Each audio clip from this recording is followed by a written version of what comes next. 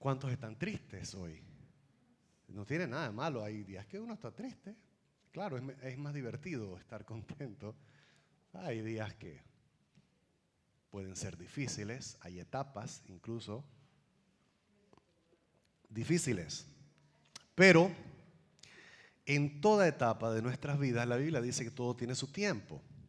Pero lo que podemos estar seguros es que cualquiera que sea la etapa que estemos atravesando, el Señor está con nosotros. El Señor está contigo. Yo quiero que le diga al que está a su lado, el Señor está contigo.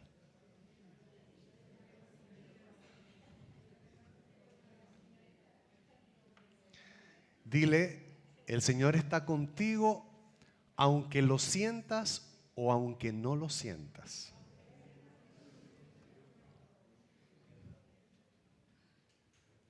Muy bien, esta mañana tenemos un tema titulado El éxito de un cristiano. El éxito de un cristiano. Antes que nada, quiero recordar que Jesús les había dicho a sus discípulos y obviamente a todos los que pertenecen a Cristo, si tú perteneces a Cristo, es decir, si tú le has rendido tu vida al Señor Jesús, entonces le perteneces, tienes al Espíritu Santo adentro de tu vida, tienes vida eterna, eres salvo, y estas cosas nos hacen a nosotros, nos dan a nosotros un enorme privilegio. Pero ese privilegio lleva también algunas dificultades. Por ejemplo, entre esas Jesús le dice a sus discípulos, ustedes no pertenecen a este mundo. ¿Cuántos extraterrestres hay aquí? Levante su mano. Si usted está en Cristo, usted no pertenece a este mundo. Esa es una verdad que tenemos que tener claritos todos. No pertenecemos a este mundo. Eso significa que en muchas ocasiones no vamos a cuajar con el mundo. Vamos a ser incompatibles. Los valores de la sociedad y de la civilización en la que nos encontramos son totalmente distintos a los valores de aquellos que pertenecemos a Cristo. En ocasiones te vas a sentir totalmente aislado, te vas a sentir incluso vituperado, menospreciado, ultrajado, porque este mundo no cuaja, no pertenece al sistema del reino de los cielos al cual nosotros pertenecemos. Entonces, traigo esto a colación como manera introductoria porque el éxito entonces de los que estamos en Cristo Jesús se mide de una manera muy distinta al éxito de las personas que pertenecen a este sistema, de las personas que pertenecen al mundo. Por ejemplo, las personas que pertenecen a esta civilización, a esta sociedad, consideran que es exitoso tener riquezas, tener un buen trabajo con un super salario, tener un carro, un carrazo, tener una mansión, tener belleza, tener todo tipo de cosas que al final son perecederas. Esas cosas se pierden con el tiempo. Tener éxito lo consideran tener reconocimiento, tener títulos, tener fama en algunos de los casos, etcétera. Pero todas estas cosas que apuntan hacia el éxito, de alguna forma u otra, nos han metido estas ideas y han sembrado en nuestra mente y en nuestros corazones este anhelo de este éxito equivocado y perecedero. El éxito de nosotros no se mide de esta manera, porque al final tú puedes tener una mansión, pero no puedes tener sueño necesariamente. Una cama lujosa y no poder dormir. Tener una familia numerosa y llevarte mal con todos. Que tus hijos ni siquiera quieran saber de ti. Estar dividido y roto completamente por dentro. Puedes tener todos los lujos y los reconocimientos que quieras y estar completamente vacío por dentro. ¿Por qué otra razón se suicidarían gente que están podridas en plata, como decimos en vulgar panameño? ¿Por qué se suicidan gente que uno diría, pero lo tiene todo? ¿Por qué caen en terribles depresiones y dependen de las drogas, de cualquier tipo de adicción o dependen de pastillas para poder tener un poco de alivio a su alma atormentada 24 horas. Sin embargo, el éxito de un cristiano es otra cosa totalmente distinta. Quiero comenzar por el primer punto, porque son 3 puntos en los que me gustaría enfatizar, pero el primer punto de este éxito tiene todo que ver con lo siguiente. El éxito de un creyente se resume simplemente en hacer la voluntad de Dios. ¿Cuántos dicen amén? Yo quisiera que cuando yo me muera, en mi lápida dijera: he aquí un hombre que hizo la voluntad de Dios. Pablo, cuando terminó su carrera, Pablo dijo: he acabado la carrera, he guardado la fe. Ese es el anhelo más grande de todo creyente. Y al final de cuentas, la plenitud, la satisfacción, el gozo personal radica, coincide y está perfectamente alineado con hacer la voluntad de Dios. Mientras uno no esté haciendo la voluntad de Dios, vas a estar intranquilo, no vas a tener paz. Aunque logres inclusive muchas de tus metas propias y personales, no vas a estar en paz. Porque a todos Dios nos creó con un propósito. A todos Dios nos puso en nuestros corazones algo que arde intensamente. Algo sobre lo cual, si no se ejecuta, podríamos hasta vivir incluso una vida miserable a pesar de que seamos salvos.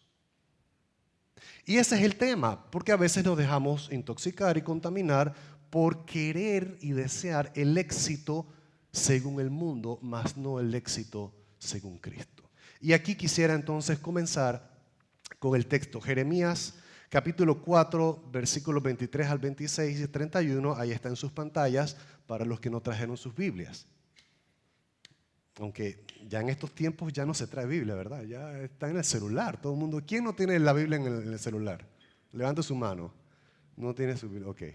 Vamos a regalarle un celular a la hermana. Ok, dice así la palabra del Señor. Jeremías 4:23. Escucha esto. Miré a la tierra y estaba vacía y no tenía forma. Miré a los cielos y no había luz. Miré a las montañas y colinas que temblaban y se agitaban. Miré y toda la gente se había ido.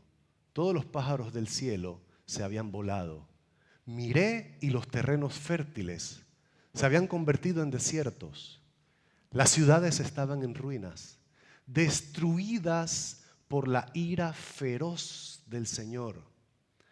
Oigo gritos como los de una mujer que está en parto, los gemidos de una mujer dando a luz a su primer hijo. Es la bella Jerusalén que respira con dificultad y grita: socorro, me están matando. El contexto histórico en el que se escribe Jeremías es un contexto realmente difícil, puesto que cuando se describe este cuadro tétrico que acabamos de ver, está hablando de cuando el rey Nabucodonosor, quien fue el rey de Babilonia, el primer imperio mundial, por así llamarle, porque fue un imperio que se extendió y dominó el mundo conocido completamente, prácticamente. Él arrasó contra Jerusalén completamente. La arruinó, destruyó el templo, y esto Jeremías lo había estado advirtiendo. El Señor levanta a Jeremías para advertirle a Israel que viene un severo castigo por su rebelión. ¿En qué consistía la rebelión del pueblo de Israel? La rebelión del pueblo de Israel consistía en todas aquellas cosas por las cuales Dios había enviado juicio a las naciones paganas. cuando Dios saca a Israel de Egipto, Él les promete la tierra prometida y el juicio ya había caído sobre aquellas ciudades de la tierra prometida por la corrupción que había. Sin embargo, Israel, en vez de ejemplificar la conducta de lo que Dios quería y ser el ejemplo para las naciones, para acercarse a Dios y conocer a Dios, Israel termina abandonando a Dios y cometiendo los mismos delitos y perversiones de aquellas ciudades que habían sido expulsadas de esa tierra por el juicio de Dios. Entonces, entre esos pecados por los cuales Israel, Judá en este caso, cae bajo el juicio de Dios son las siguientes. En primer lugar, Dios habla de su inmoralidad, habían adulterios, habla de injusticia, se oprimía al pobre, se oprimía a la viuda, se oprimía a los huérfanos. Imagínense, tras que ya estás huérfano, encima los agarraban y los oprimían para sus propios provechos. No había justicia, habían robos. Había también lo que más Dios detestaba, era que se practicaba la idolatría. Israel había cambiado al único y verdadero Dios, al Dios todopoderoso, al que era Dios, al que creó todas las cosas, quien con un amor inexplicable los sacó de la tierra de Egipto con proezas y prodigios, evidenciando su existencia, evidenciando quién es Él y que Él estaba con ellos y en favor de ellos. Y sencillamente abandonaron a su Dios y adquirieron los mismos dioses de aquellas naciones paganas. Y Dios comienza, y prácticamente gran parte del libro de Jeremías consiste en Dios mostrando su enojo en cuanto a esto, porque la idolatría, la adoración hacia otros ídolos, hacia otros dioses falsos, aparte de una actividad religiosa, implicaba actividades inmorales también. Implicaba también atrocidades que Dios denuncia también claramente, como los sacrificios hacia esos dioses. Uno de esos sacrificios hacia el dios Moloch, por ejemplo, era que ellos entregaban a sus hijos y los quemaban vivos como un acto de adoración hacia el dios Moloch. Imagínense qué tan torcido tiene que estar el ser humano para llevar a sus propios hijos a quemarlos vivos como un acto de adoración hacia Dios Moloch. Y Dios dice, ni siquiera se me pasó semejante barbaridad. ¿Cómo se les ocurre haber copiado? Y Dios en su reclamo les dice muchas veces, ¿alguna vez ustedes han visto que las naciones paganas hayan abandonado a sus dioses por otros dioses? Ni ellos hacen eso. Y ustedes, habiéndome conocido, habiendo yo manifestado toda mi grandeza y todo mi amor y todo mi poder con ustedes, ustedes deciden abandonarme. ¿Qué les pasa a ustedes? ¿Qué tienen en la cabeza? ¿Cuán chuecos y tan torcidos están? Y lo peor de todo que Dios les reclama es que ni siquiera tienen arrepentimiento por dentro. Ni siquiera son capaces de admitir, estamos equivocados, hemos hecho mal, hemos pecado contra Dios. Por esta razón, entonces, Dios advierte por medio del profeta Jeremías el juicio que viene sobre la nación de Israel. Y este juicio era un juicio ya durísimo, durísimo. Ahí vimos el texto que acabamos de leer. Nabucodonosor arrasa completamente y Jeremías les venía advirtiendo. Pero lo más interesante de todo esto es lo siguiente. Habían profetas, supuestos profetas, porque Israel, en este caso Judá, porque el reino del norte ya había sido conquistado y aniquilado por Asiria. Quedaba el reino del sur que estaba más que nada representado por Judá. Judá, los judíos estaban en este entonces, tenían su estructura religiosa normal, seguían teniendo sus sacerdotes y sus líderes religiosos y sus profetas. Y estos profetas estaban tan apartados de Dios que lo que profetizaban eran inventos de ellos. Eran puras fantasías. Y Dios reclama también esto en este libro a través del profeta Jeremías. Y Dios dice, dile a esos profetas que ellos también van a tener su merecido por engañar al pueblo y llevarlos a la perdición y guiarlos por falsas esperanzas que yo no les he dado. Entre las fantasías que había una especie de superstición religiosa por parte del pueblo judío, porque como ellos tenían el templo del Señor era la identidad de los judíos. El templo estaba allí.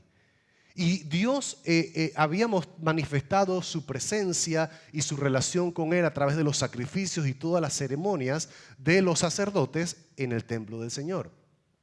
Y como ellos sentían que allí estaba el templo, había esta creencia de que mientras el templo esté aquí, vamos a estar bien y no nos va a pasar nada. Y Dios manda a través del profeta Jeremías lo siguiente: miren, diles a ellos que eso es fantasía barata. Diles que no es fórmula mágica. Diles que a menos que se arrepientan de su maldad, les va a venir la catástrofe, les va a venir la desgracia. ¿Ustedes creen que pueden matar, robar, asesinar, oprimir al huérfano, a la viuda, cometer idolatría, hacer sacrificios a estos ídolos y después venir a presentarse al templo como si todo estuviera bien? ¿En serio?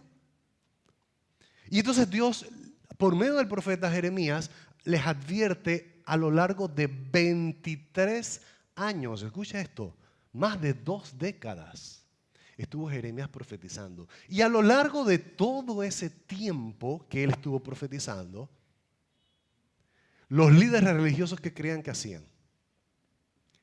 ¿Creen que se pusieron a pensar y a meditar? ¿Creen que se pusieron a recapacitar? No, le hicieron la guerra a Jeremías. Le hicieron la guerra. Lo azotaron,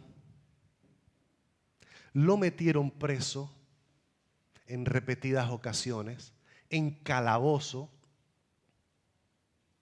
lo metieron en una cisterna.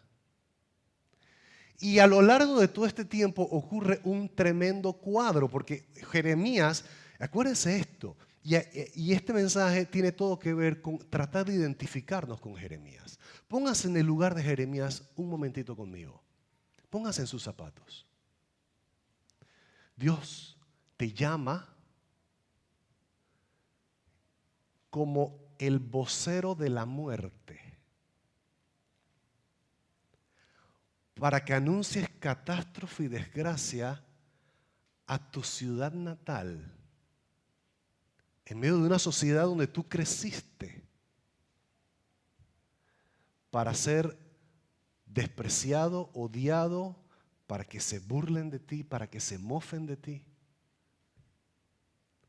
para que te persigan, para que te ridiculicen. Sin embargo, Dios te llamó a eso.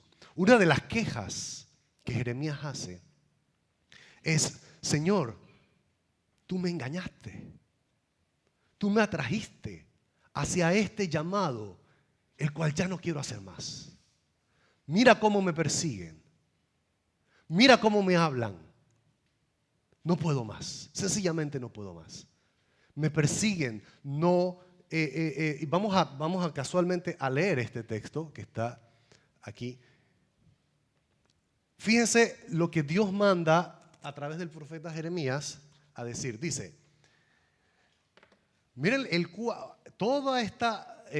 libro está lleno de este tipo de predicciones. Dice, enterrarán a sus muertos en Tofet hasta que ya no haya más lugar. Los cadáveres de mi pueblo servirán de comida para los buitres y los animales salvajes, y no habrá quien los ahuyente. Pondré fin a las risas y a las alegres canciones en las calles de Jerusalén. No se oirán más las voces felices de los novios ni de las novias en las ciudades de Judá. La tierra quedará completamente desolada. ¿Cómo te sentirías tú si Dios te llama a que tú des ese tipo de mensajes? Sí, a veces los predicadores, cuando nos toca dar mensajes duros, a veces nos resistimos y es un poco difícil. Dice en capítulo 8, versículo 10, les daré sus esposas a otros y sus fincas a extranjeros, desde el menos importante hasta el más importante. Sus vidas están dominadas por la avaricia. Es cierto, incluso mis profetas y sacerdotes son así. Todos ellos son unos farsantes. Ofrecen curas superficiales para la herida mortal de mi pueblo. Dan garantías de paz cuando no hay paz. Y entonces aquí viene uno de los tantos lamentos. De hecho, en la Biblia hay todo un libro que se llama Lamentaciones, que son precisamente las lamentaciones de este profeta. Los teólogos llaman a Jeremías el profeta llorón. Dice el capítulo 12, versículo 4, ¿hasta cuándo tendrá que llorar esta tierra? Incluso la hierba de los campos se ha marchitado, los animales salvajes y las aves han desaparecido debido a la maldad que hay en la tierra, pues la gente ha dicho, el Señor no ve nuestro futuro. Y yo quiero que te imagines en este momento a ti, en una condición extrema de dolor, en medio de una situación de desolación completa, de soledad, de incomprensión. Porque también encima Dios le dice a Jeremías, ni te cases ni tengas hijos. Y la razón es simple, porque lo que ellos van a ver va a ser ruina y desastre. Ubícate en medio de esa situación y comienza y derrama tu corazón delante de Dios en medio de esa terrible aflicción que pudieras estar pasando. Pero Dios puso un llamado en ti. Jeremías le reclama al Señor, pero si dejo de hacer tu voluntad, el fuego me consume por dentro. Es un fuego que tengo que hablar y tengo que decir tu palabra de todas maneras, porque si no me consume. Entonces, si no es Juana, es Chana. Que de todas maneras estoy fregado aquí en esta situación. Ese es el reclamo de Jeremías. Y mire lo que Dios le contesta en el versículo 5. Imagínese usted derramando su corazón delante de Dios y Dios se sale con esta respuesta. A ver qué le parece. Dice, si te cansa competir contra simples hombres, ¿cómo podrás correr contra caballos? Eso no es un consuelo. Eso no es un consuelo. Está diciendo, estás a mitad de camino, Chicho. Todavía no has probado lo bueno. Si te cansas con simples hombres, cuando te toque correr con los caballos, ¿qué vas a hacer? ¡Wow! Mejor no me consueles. ¿Qué harás? Dice, si tropiezas y caes en campo abierto, ¿qué harás en los matorrales cerca del Jordán? Y dice, y le añade, porque Jeremías todavía no sabía esto, dice, aún tus hermanos, miembros de tu propia familia, se han vuelto contra ti. Conspiran y se quejan de ti. No confíes en ellos.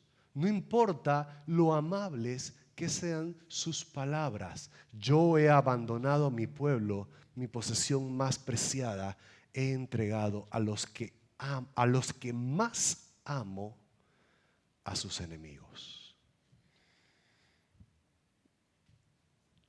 Dura. Pero ¿qué significa esto? Hay un llamado y hay un propósito de Dios. Hay algo por lo cual Dios te creó a ti que solo tú puedes hacer. Es tu llamado, es tu propósito, es tu norte, es lo que le da sentido a tu vida aquí. Y te va a carcomer por dentro si no lo cumples. Vas a comenzar a morir por dentro si vas en dirección opuesta a ese llamado. Y si por muy duro que te parezca lo que estás viviendo ahora, si estás a mitad de camino, ¿qué Dios tiene que hacer? ¿Qué crees que Dios tiene que hacer? Dios tiene que formarte, chico. Dios tiene que decirte las cosas claras como son. Estás a mitad de camino. Todavía te falta. Tienes que agarrar fuerza. Tienes que agarrar fuerza porque todavía te toca pelear contra caballos y correr contra caballos. Apenas estás corriendo en campo abierto. A nosotros nos encantan, y en la Biblia hay ejemplos como este, pero nos encantan las promesas de Dios en las que todo va a salir bien. Y sí, al final todo va a salir bien, por supuesto que sí. Pero hay un trecho del cual a veces no se habla mucho. Y Jeremías está en ese trecho y es probable que tú y yo, o alguien que me está escuchando por las redes, se encuentra en ese momento. Nosotros podemos transitar nuestra vida normal y una llamada telefónica puede cambiarlo todo. Una mala noticia, un resultado de examen que salió mal, un accidente, un familiar que no va a lograrlo, una traición, un divorcio. Puedo citar cualquier cosa que marca tu vida y que te mete en una situación difícil. Y a veces se predica una falsa expectativa con relación a algo. ¿Y saben qué? El problema es el siguiente: la voluntad de Dios es lo que nosotros queremos hacer. Mi éxito está que aún en medio de la dificultad y de la crisis y de la tormenta, yo pueda hacer la voluntad del Señor y terminar como Pablo diciendo: he corrido y he peleado la buena batalla y he guardado la fe.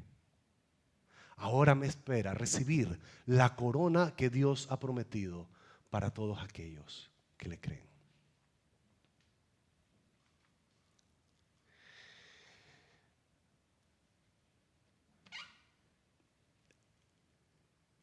Jeremías, en medio de todo esto, todo este trayecto, en medio de las profecías que le toca dar, y esto es muy típico de los profetas, él hace ilustraciones producto de las profecías. Por ejemplo, en una ocasión el Señor le pide que consiga una vasija de barro y se vaya delante de los líderes religiosos y los líderes de la comunidad y rompa en sus caras la vasija de barro, diciendo: esta vasija de barro representa el orgullo de Judá, que será quebrado. En otra ocasión, Dios le pone a que se ponga un yugo y la profecía era: sométanse al yugo del rey de Babilonia, de Nabucodonosor, y ganarán sus vidas, tendrán sus vidas como recompensa. Sométanse a la esclavitud de Nabucodonosor, porque el que se quede en esta tierra, su destino va a ser la muerte por enfermedad o por hambre o por guerra. Ese es el profeta de la muerte.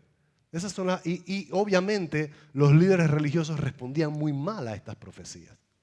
En otra de ellas, Dios manda a que Jeremías se consiga un calzoncillo de lino y que se lo ponga. Y manda a Jeremías a que ese calzoncillo lo ponga en un rincón cerca del río Éufrates, en una hendidura de rocas, y que lo deje ahí por tiempo, por un rato. Y que cuando regrese, después de un tiempo, Dios lo manda a regresar por el calzoncillo, y el calzoncillo estaba completamente podrido. Y dice: esta es la ilustración, así es como es Jerusalén. De hecho, por poco le pongo a este mensaje como título el calzoncillo de Jeremías, pero no sé. Estos profetas, los profetas son algo interesante. Yo no sé, los que se autodenominan profetas de estos tiempos me llama mucho la atención, porque yo no veo a ninguno de ellos como, por ejemplo, le pasó a Ezequiel, que Dios lo puso a dormir de un lado por más de un año y amarrado, y después, un tiempo después, dormir del otro lado y a preparar una comida con excremento. Y Isaías, que estuvo 3 años desnudo, o semidesnudo, y qué sé yo, al profeta Oseas que lo manda a casarse con una prostituta, que lo iba a pasar por la parrilla. Y estas cosas, yo no veo a ningún profeta, yo veo todo bien vestido. A mí no me llamen profeta, por favor, nadie se meta con mis calzoncillos. Yo prefiero seguir predicando y estar tranquilito, pero este tipo de ilustraciones no son de mi agrado. Tampoco eran del agrado de ellos. Pero tenían que hacer la voluntad de Dios. Y la hicieron. Y terminaron sus vidas, muchos de ellos, muertos. La tradición dice, y es muy probable que sea cierto, que el caso de Isaías murió aserrado, serruchado por la mitad. Se piensa que posiblemente a Jeremías le pasó lo mismo. Obviamente, y quiero lanzar una pregunta con esto, un reto. ¿Qué pasaba cuando el apóstol Pablo lo metían preso? Porque Pablo llegaba a una ciudad y lo primero que hacía era preguntar dónde quedaba la cárcel porque sabía que ahí iba a parar. Alguien como Pablo que hacía la voluntad de Dios y que predicaba y que por causa de la predicación recibió azotes, latigazos, de esos que surcan la espalda. Fue apedreado a tal punto que lo dieron por muerto. ¿Cuántas piedras te tienen que tirar para dejarte completamente tirado en el piso? Y ellos, porque no solo Pablo, vean la historia, ahí está en la Biblia y también pueden revisar la historia de los primeros creyentes. Ellos consideraban un privilegio padecer por Cristo.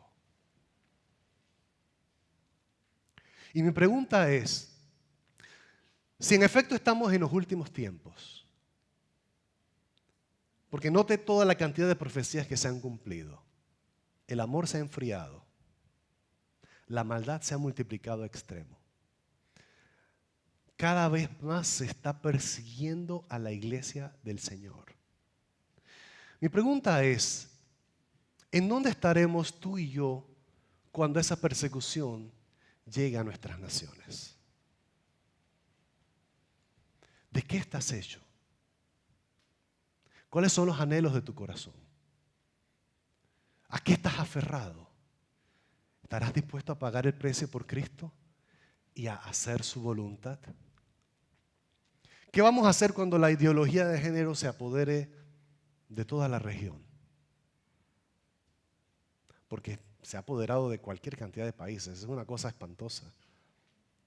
Solo en Canadá tú no puedes ni siquiera opinar, nada en contra, ni dar una opinión, porque te van a poner $25,000 de multa o te pueden meter preso. ¿Qué vamos a hacer cuando obliguen a los pastores a casar gente del mismo sexo? ¿En dónde está la iglesia en este momento? ¿En dónde te encuentras tú? ¿Cuál es tu condición? ¿De qué te quejas? ¿Qué dices esto? Si es que yo no puedo por esto, yo no me comprometo al Señor porque tengo cosas más importantes. ¿Cuáles son esas cosas más importantes? ¿Qué es más importante que hacer la voluntad de Dios?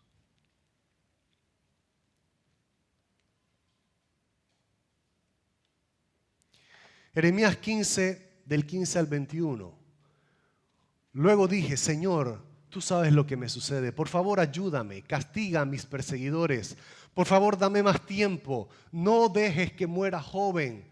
Es por tu causa que sufro. Cuando descubrí tus palabras, las devoré. Son mi gozo y la delicia de mi corazón, porque llevo tu nombre. Oh Señor, Dios de los ejércitos celestiales, nunca me uní a la gente en sus alegres banquetes. Me senté a solas porque tu mano estaba sobre mí y me llené de indignación ante sus pecados. ¿Por qué entonces continúa mi sufrimiento? ¿Por qué es incurable mi herida? Tu ayuda parece tan incierta como el arroyo estacional, como un manantial que se ha secado. Esto responde el Señor: si regresas a mí, te restauraré para que puedas continuar sirviéndome. Voy a hacer un alto aquí porque quiero hacer notar lo siguiente. Es posible que en medio del dolor perdamos el rumbo. Existe la posibilidad de que el sufrimiento, la amargura y el dolor de la aflicción nos haga perder el rumbo. Nos haga alejarnos de Dios, nos haga perder la fe. Yo siempre cito esto, me gusta hacer referencia a esto, pero es una ilustración muy atinada con esto. Cuando Jesús le dice a Pedro: me han pedido para zarandearte, Jesús le responde: yo he pedido al Padre para que tu fe no caiga. O sea, en otras palabras, sí te van a zarandear. Voy a dejar que te zarandeen. Y a veces nuestra oración, nuestro clamor y nuestra petición es pedirle a Dios que no nos zarandeen. A veces ponemos nuestra fe en que tal dificultad no me ocurra, en que tal desgracia no me pasa. Y la fe se remonta a una expectativa, que esa expectativa puede estar lejos de la voluntad de Dios para tu vida y la mía. ¿Qué harás? ¿Qué harás? O aprenderás a amarrarte de fe y confiar en el Señor, o te entregarás a la depresión y te perderás en el camino. Dios no le responde esto a Jeremías por el gusto. Dios le dice: si regresas a mí. Se estaba extraviando en su dolor. Si regresas a mí, te restauraré para que puedas continuar sirviéndome. No es que ahora la vas a tener fácil. No es que ahora ya pasaste dolor y sufrimiento bien, ahora viene la alegría y la felicidad. No necesariamente. Estás en un trayecto, todavía te falta. Todavía falta camino. Todavía te falta pelear contra los caballos. Y todavía te falta correr en matorrales. Sí, yo sé que no es necesariamente un mensaje bonito, pero lo importante es que aprendamos a aferrarnos al Señor y a tener fe. El Señor le sigue diciendo: si hablas palabras beneficiosas en vez de palabras despreciables, serás mi vocero. Tienes que influir en ellos, no dejes que ellos influyan en ti. Pelearán contra ti como un ejército en ataque, pero yo te haré tan seguro como una pared de bronce fortificada.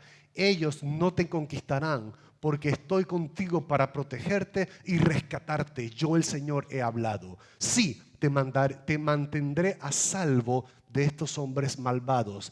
Te rescataré de sus manos crueles. Puede ser difícil, pero yo estoy contigo. Puede ser difícil, pero vas a vencer. Puede ser difícil, pero aprende a crecer en fe. Que tu fe y tu confianza en mí sea inconmovible.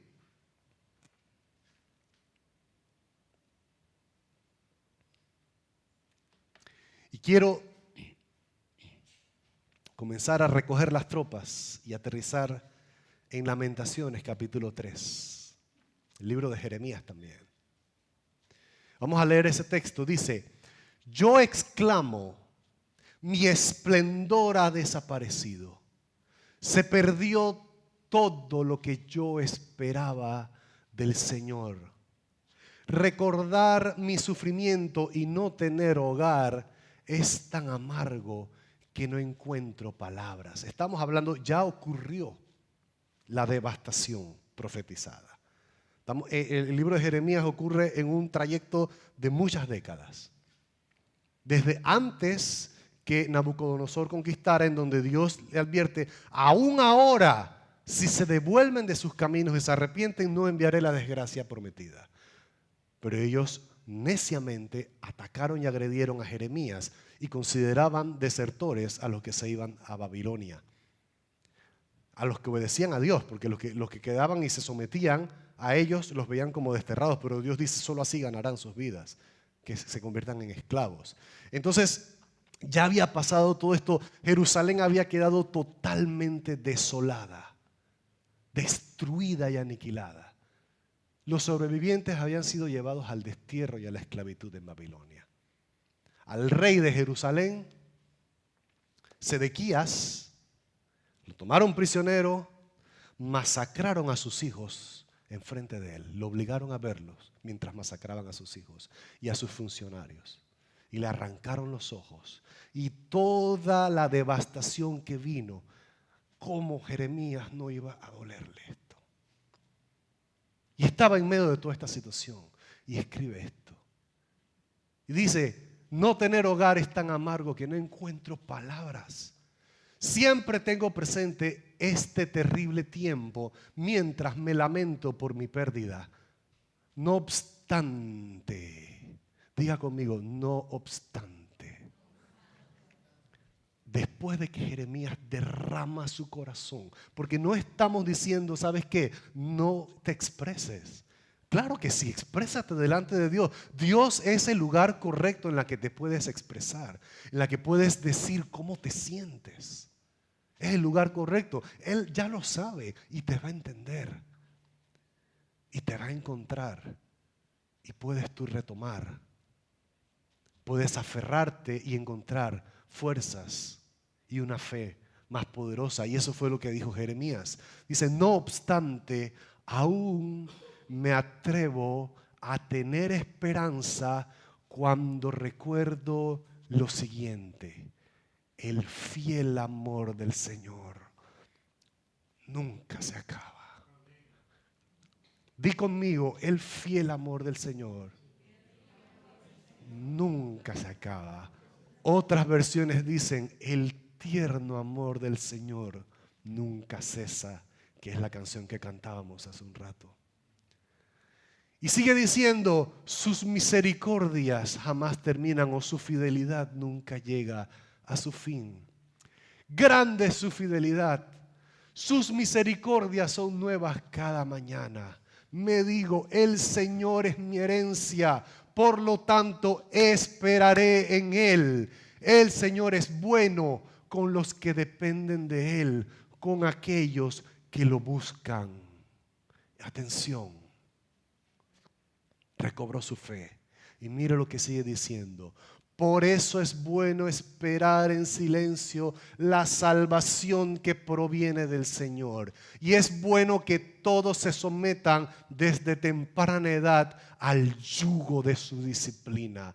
Que se queden solos en silencio bajo las exigencias del Señor. Que se postren rostro en tierra, pues quizá por fin haya esperanza. Que vuelvan la otra mejilla a aquellos que los golpean y que acepten los insultos de sus enemigos. Pues el Señor no abandona a nadie para siempre. Aunque trae dolor, también muestra compasión debido a la grandeza de su amor inagotable. Pues Él no se complace en herir a la gente o en causarles dolor. Si la gente pisotea a todos los prisioneros de la tierra, si privan a otros sus derechos, desafiando al Altísimo, si tuercen la justicia en los tribunales, ¿acaso no ve el Señor todas estas cosas? Y Jeremías apunta al final lo que igual usted podrá encontrar en los Salmos en abundancia. El tierno amor del Señor nunca cesa. El dolor no es sinónimo de que Dios nos ha abandonado. El sufrimiento no significa que Dios no te escucha ni que está mirando a otro lado. Todos nosotros, absolutamente todos nosotros, estamos llamados a hacer su voluntad y trascender. Y aquí vamos a trazar un principio sumamente importante. Y es lo siguiente: todo lo que existe fue creado por medio de Él. Él es Cristo. Por medio de Él y para Él. Todo es en función de Cristo. Él es el centro de toda la creación. Él es el centro de todo propósito. Cristo es el norte. Por eso esto se trata de Jesús. No se trata de mí, no se trata de ti, no se trata de tus anhelos, no se trata de tus deseos, no se trata de lo que tú quieres, ni siquiera se trata de tu felicidad. Se trata de Cristo. Y en Cristo tú y yo hallaremos plenitud de gozo, realización completa, paz y tranquilidad. En Él hay estas cosas. Pero queremos muchas veces tener plenitud de gozo haciendo nuestra propia voluntad o siguiendo los conceptos de este mundo de éxito. Cuando el éxito está en hacer la voluntad de Dios. Todo se trata de Cristo. Todo se trata de su voluntad. Tu vida y la mía tiene que girar alrededor de sus propósitos. Por esta razón dijo Jesús: ciertamente busquen el reino de Dios y su justicia primeramente. Y todas las demás cosas serán añadidas. Pero primero, en primer lugar, es el reino de Dios y su justicia. Por eso refuerzo el primer punto que ya había mencionado. Todo consiste en hacer la voluntad de Dios. El éxito de tu vida yace en que encuentres y conozcas y entiendas su voluntad y la cumplas y la hagas a cabalidad. Así te sentirás pleno, agradecido, con gozo rebosante y con una fe inquebrantable. Segundo propósito, segunda meta que Dios tiene para cada uno de nosotros: crecer a la estatura de Cristo. Dios anhela que nosotros crezcamos a la estatura de Cristo, que cada vez nos parezcamos más a Él. ¿Cuánto te pareces a Jesús? ¿Respondes con paciencia, con amor, con perdón, con disciplina? ¿Es Dios lo más importante en tu vida? Pero no de diente para afuera, sino de verdad.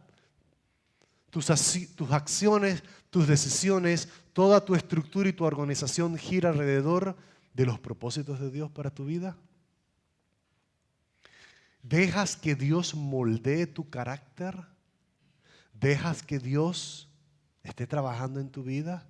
¿Te rindes a Él? Y finalmente,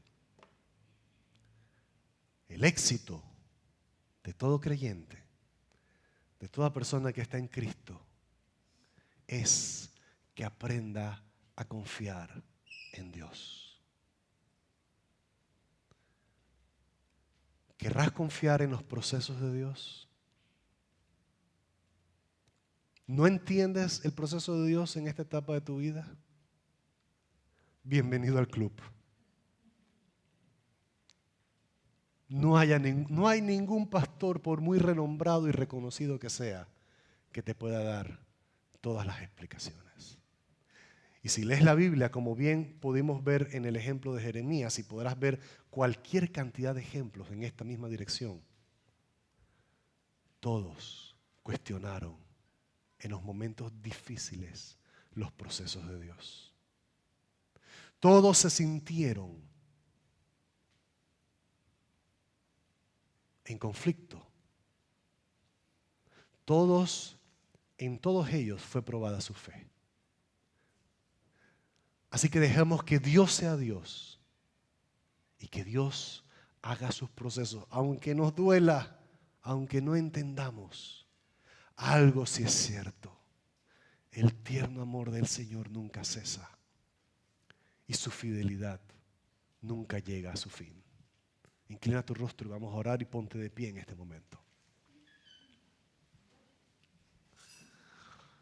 Amantísimo Padre Celestial, levanta tus manos en este momento si quieres rendirte al Señor, si quieres entregarle este proceso a Él de tu vida. Amantísimo Señor, venimos ante ti, Señor, como pueblo, para decirte y recordarte que tú eres nuestro Señor. Sí, hemos renegado de ti muchas veces. En ocasiones hemos sentido que volteas tu rostro y te olvidas de mí. Pero estoy aprendiendo a confiar en ti. Estoy aprendiendo a armarme de valor como tú quieres, para que pueda enfrentar lo que viene, los tiempos difíciles que están por venir, para que me encuentres fiel ante tus ojos, para que te agrades de mí y al final yo pueda decir de mi vida: he corrido y he peleado la buena batalla, he guardado la fe, no hubo dolor que me separara de ti, permanecí en ti, fui fiel hasta la muerte. Ahora sé que me espera la corona de vida. Ahora sé que me espera tu recompensa. Me abandono ante ti, Señor. Me abandono a tus brazos. Yo declaro sobre tu vida paz, fortaleza, una inyección de fe sobrenatural, una confianza en Dios que no se puede mover, que ni la situación más trágica y dura pueda arrebatarte. En el nombre de Jesús. Amén y amén y amén. Dele un aplauso al Señor.